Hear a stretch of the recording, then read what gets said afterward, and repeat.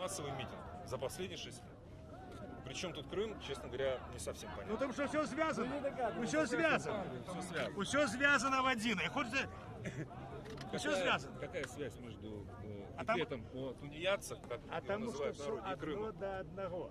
Тому що Така спречка з російським журналістом з першого телеканалу тепер відбувається тут на площі Бенгалур у Мінську на марші Я Дармоєдов. поет своєї землі, поет і прозаїк. Я так само не політик, не виходжу ні в яку політичну партію. Але я відчуваю, що моєї державі, моєї Білорусі йде погроза з Сходу. Що на носу не тягали сумісне вучення з агресором. З російським агресором. Путін уведе військи і потім їх не виведе. І що буде? Это ваше право так думать. Это ваше право. Вы находитесь на родине, ваше право думать как угодно. Я с вами спорю, я не спорю. Я работать пытался.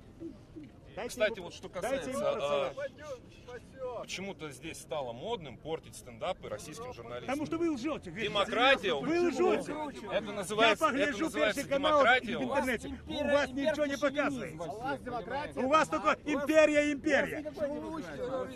Путина на Если царство. у нас нет демократии, якобы, то и у вас ее не должно быть. Правильно? Мы не Я поважаем вам сейчас чем-то помешал. Сейчас. Я что-то сказал про вас лично, про митинг, как-то в негативном ключе. Спробуємо довідатися, як звуть гэтага журналіста.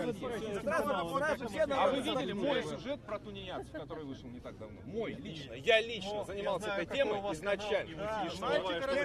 Вот вы зайдите на сайт и посмотрите. Зайдите на сайт и посмотрите.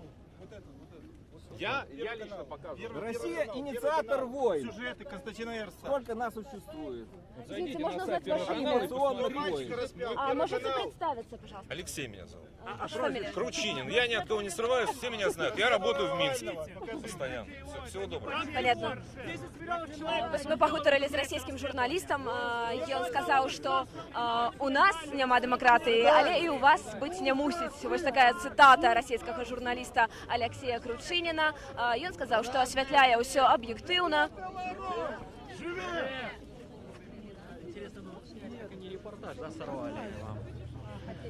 Людзі скандзіравалі ганьба, бо яны абураліся тым, што расійскія СМІ паводле іх меркавання перадузята асвятляюць падзеі ў Беларусі.